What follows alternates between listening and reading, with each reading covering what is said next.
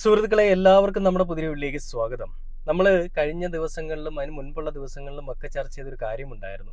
The Kerala story 2 എന്ന് പറഞ്ഞൊരു ചിത്രം കേരളത്തിലേക്ക് ഒരു റീഡബ് ഒക്കെ ചെയ്ത് ഇവരങ്ങോട്ട് ഇറക്കി വിട്ടിട്ടുണ്ട്. ആരാണ്? സംഘികളൊക്കെ ഇറക്കി വിട്ടിട്ടുണ്ട്. അപ്പൊ അങ്ങനെ ഇറക്കി വിട്ടിട്ട് ഇവർ പറയുന്നത്, കേരളത്തിലൊരു പെൺകുട്ടി ബീഫ് തിന്നാനായിട്ട് വിമുഖത കാണിക്കുമ്പോൾ ആ പെൺകുട്ടിയെ നിർബന്ധിതമായിട്ട് ബീഫ് തീറ്റിക്കുന്ന ഇസ്ലാം മതത്തിൽപ്പെട്ട അല്ലെങ്കിൽ ഹിന്ദു അല്ലാത്ത മറ്റ് അന്യ മതത്തിൽപ്പെട്ട ആളുകളെയാണ് അതിൽ വരച്ചു കാണിക്കുന്നത്.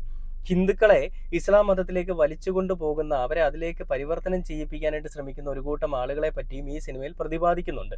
ആദ്യം ഇത് ഇറങ്ങിയത് ലവ് ജിഹാദ് എന്നൊക്കെ പറഞ്ഞുകൊണ്ടാണെങ്കിൽ രണ്ടാമത്തെ ചിത്രം ഇറങ്ങിയിരിക്കുന്നത് ഒരു റിയൽ സ്റ്റോറി എന്ന് പറഞ്ഞുകൊണ്ടാണ് ഇവർ ആവിഷ്കരിച്ചു വെച്ചിരിക്കുന്നത്. ഇതൊരു ആവിഷ്കാര സ്വാതന്ത്ര്യമെന്നോ ഒരു കലാകാരന്റെ ഒരു സൃഷ്ടി എന്നോ ഒന്നും നമുക്ക് വിളിക്കാൻ പറ്റില്ല.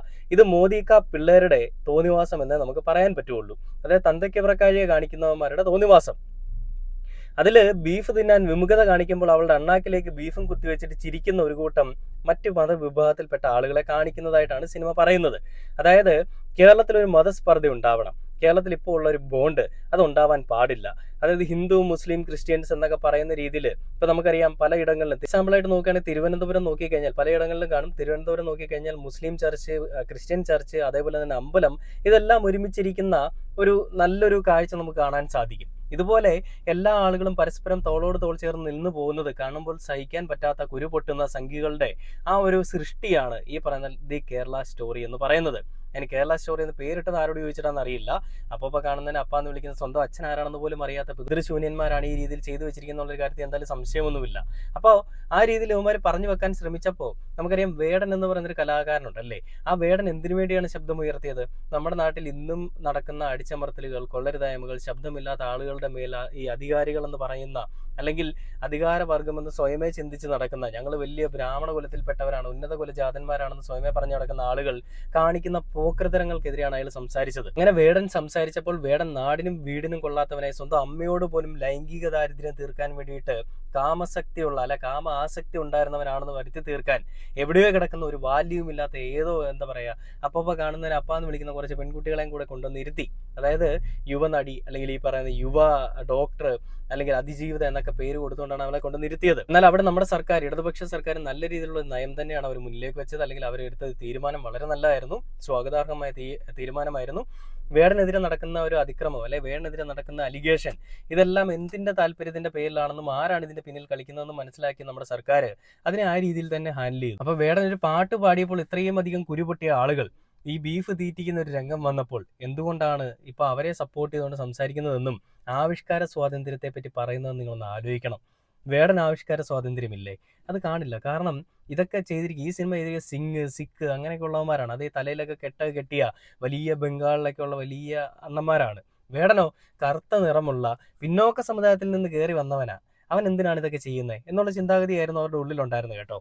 അതായത് കറുത്ത നിറമുള്ളവൻ ഈ നല്ല വസ്ത്രമിടാൻ പാടില്ല, അവൻ ഇങ്ങനെ ഈ ഒരു പടിയിൽ കൂടുതൽ ഇതിന് മുകളിലേക്ക് വരാൻ പാടില്ല. അങ്ങനെ വന്നു കഴിഞ്ഞാൽ അത് നമ്മുടെ ഒരു സ്റ്റാർഡത്തിന് അല്ല നമ്മുടെ ഒരു വാല്യൂവിനെ ബാധിക്കുമല്ലോ. നമ്മളിവിടെ ഇരിക്കുന്നത് ഹിന്ദു രാഷ്ട്രം പടുത്തുയർത്താനാണ്. അവിടെ ദളിതർ എന്ന് പറയുന്ന ഒരു വിഭാഗം അവരെപ്പോഴും അടിമപ്പണി ചെയ്യുന്ന, ദാസ്യപ്പണി ചെയ്യുന്ന ആളുകളാണ്, അല്ലെ ദാസന്മാരാണ്.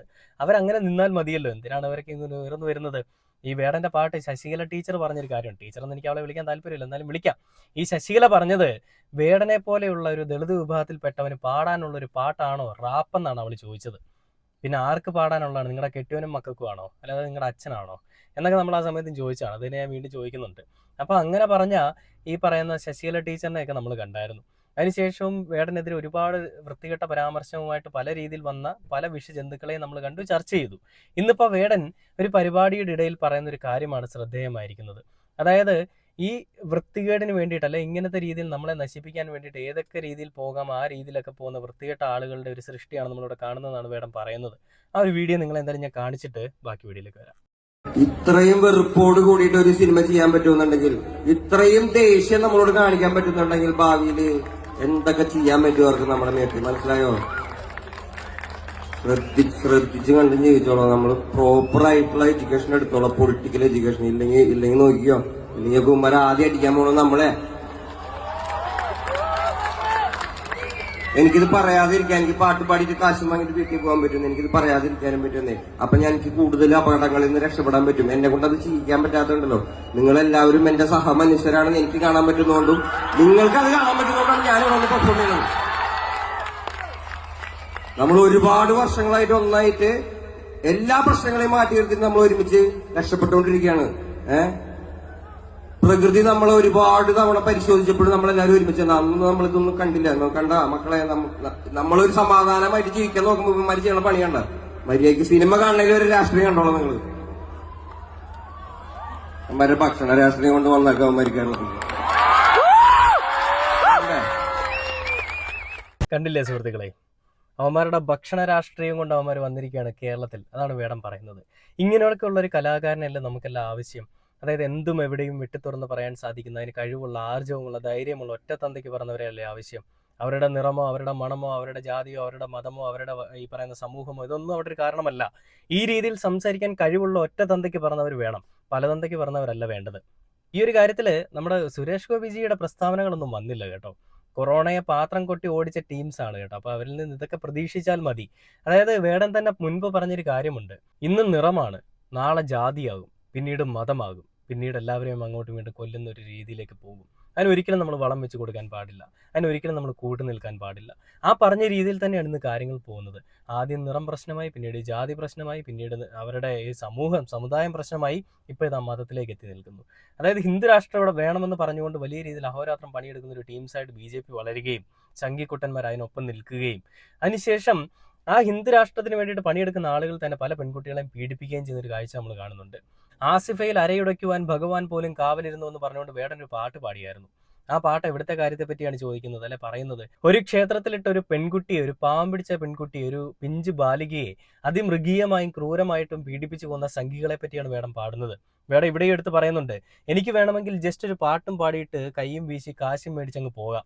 പക്ഷെ ഞാനിതിവിടെ പറയാൻ നിൽക്കുന്നത് എന്നെ പോലെ തന്നെ ഇവിടെ ജീവിക്കുന്ന ഒരുപാട് ആളുകളുണ്ട്. അവർക്ക് വേണ്ടിയിട്ടാണ്, അവർക്ക് വേണ്ടി സംസാരിക്കാൻ വേണ്ടി തന്നെയാണ് ഞാൻ ഈ ഒരു കാര്യം പറയുന്നത്. ഇതിൻ്റെ പേരിൽ അല്ലെങ്കിൽ ഞാനിതൊന്നും മിണ്ടാതിരുന്നാൽ എല്ലാവർക്കും ഓക്കെയാണ്, ആർക്കും ഒരു പ്രശ്നം ഉണ്ടാവില്ല. ഞാൻ മിണ്ടുന്നതാണ് എല്ലാവർക്കും പ്രശ്നം.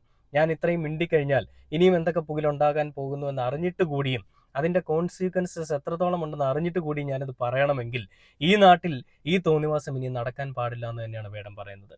വേടനെ പല രീതിയിലും കഞ്ചാവ് ഒളിയെന്നും പല രീതിയിലും മറ്റ് പേര് വിളിച്ച് പെണ്ണ് വിഷയത്തിലോ പെണ്ണ് കേസിലുള്ളവനോ അല്ലെങ്കിൽ പെണ്ണ് പിടിയുന്നതോ എന്തൊക്കെ പേര് വിളിച്ച് നിങ്ങൾ ആക്ഷേപിക്കാൻ ശ്രമിച്ചാലും ആ വേടനെ പോലെ പറയാൻ കഴിവുള്ള ഒരു പുതിയ തലമുറയിൽപ്പെട്ട ഒരാൾ ആരുണ്ട്?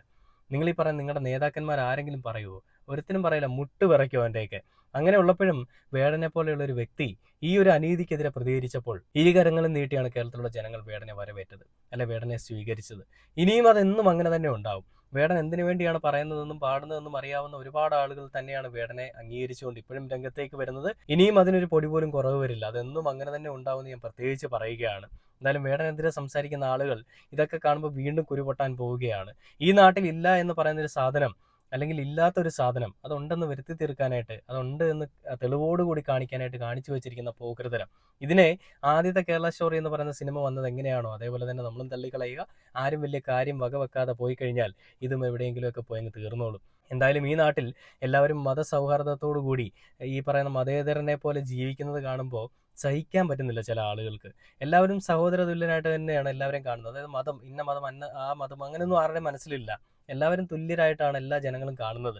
അങ്ങനെയുള്ളൊരു ജനങ്ങൾക്കിടയിലേക്ക് വിദ്വേഷം പറത്താനായിട്ട്, അല്ലെ വിദ്വേഷം പടച്ചു വിടാനായിട്ട് ഈ രീതിയിലുള്ള വൃത്തികെട്ട പരിപാടികളുമായിട്ട് വരുമ്പോൾ എന്താണ് ഇവന്മാർ ലക്ഷ്യം വെക്കുന്നതെന്നും ഹിന്ദു രാഷ്ട്രത്തിൽ കൂടി എന്താണ് ഇവന്മാർ ഉദ്ദേശിക്കുന്നതെന്നും മനസ്സിലാക്കാനായിട്ട് നമ്മുടെ നാട്ടിലെ പ്രബുദ്ധ കേരളത്തിലെ ജനങ്ങൾക്ക് ബുദ്ധി ഉണ്ടാവണം. ഇനിയുമെങ്കിലും നോക്കിയും കണ്ടും കാര്യങ്ങൾ ചെയ്യുക, വോട്ട് ചെയ്യുമ്പോൾ നോക്കി ചെയ്യുക എന്ന് പ്രത്യേകിച്ച് പറഞ്ഞുകൊണ്ട് ഈ ഒരു വീഡിയോ അവസാനിക്കുകയാണ്. Okay, by.